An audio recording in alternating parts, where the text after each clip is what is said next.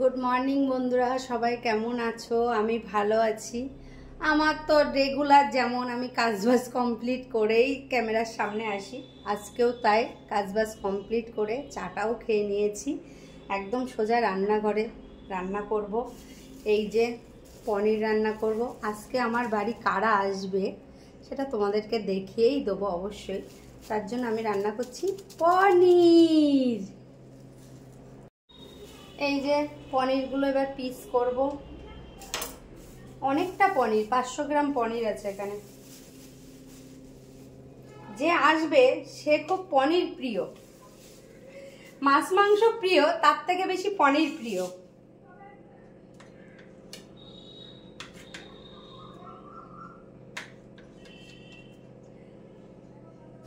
আসলে আমি কি বলতো, ভিডিওটা তো নতুন করছি, আমার ভিডিও করার কোনো এক্সপিরিয়েন্স নেই।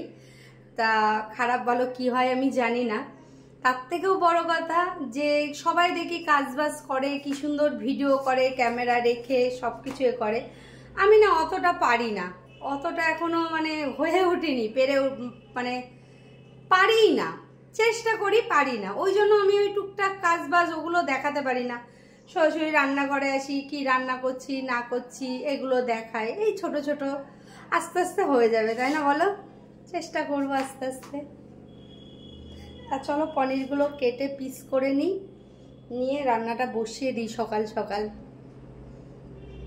এই দেখো আমি পনির ভেজে আলু মশলা কষে পনির বসিয়ে দিয়েছি। পনির ভেজে আলু ভেজে, এতে কিন্তু আমি অন্য কিছু দিইনি। এখানে শুধু আদা, জিরে, কাঁচা লঙ্কা আর টমেটো বাটা আছে, মানে মিক্সিতে পেস্ট করে আমি দিয়েছি। আলু পনির ভেজে মশলা কষে এই যে আলু পনির দিয়ে একসঙ্গে কষছি। কষা আমার হয়েই গেছে প্রায়, ওই দেখো তেল ছেড়ে দিয়েছে সাইড থেকে।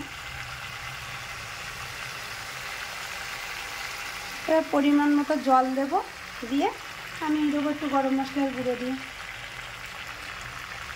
আমি সকালে বলেছিলাম না আমার বাড়ি আজকে কারা আসবে তোমাদেরকে দেখাবো। এই দেখো শোনা, হাই করে দাও। বর শুয়ে রয়েছে।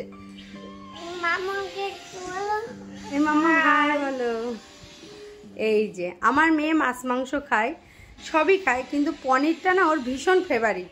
ওই জন্য ও আসলে মাছ মাংস করলেও যদি থাকে, মাছ মাংস না করলে পনির করি, আর মাছ মাংস হলে আর কত খাবে, সেই সময় আর পনির করি না। পনিরটাও খুব ভালোবাসে। মাঝখানে একটু ব্যস্ততার জোরে আমি আর ভিডিও করতে পারিনি। আমার মেয়ে তো এসছে দুপুরবেলা, এসে আবার ওরা তিনজন, মানে ও, ওর বর আর ওর ছেলে, তিনজন মিলে আবার একটু ঘুরতে গেছিলো। ঘুরতে গেছে ঘুরে বাড়ি এসছে, তাড়াতাড়ি করে বাড়ি এসে ওরা আবার বাড়ি যাবে, আমার বাড়ি এসছে। ব্যাগটা রেখে গেছিলো, ওই জন্য আমি তাড়াতাড়ি করে একটু কফি টফি করে দিলাম, দিয়ে ওরা বেরিয়ে গেল। আমার এক কাকা কাকিমা বোন তারা এসছিল, তাদের সঙ্গে আবার গল্প করতে বসে গেছিলাম, তারাও বেরিয়ে গেল। এই সবে আমি একটু বসলাম, আমার না আর ভিডিও করা হয়নি। যাকগে, আর কি করা যাবে। আজকের ভিডিওটা এই পর্যন্তই থাক। Bye bye, good night.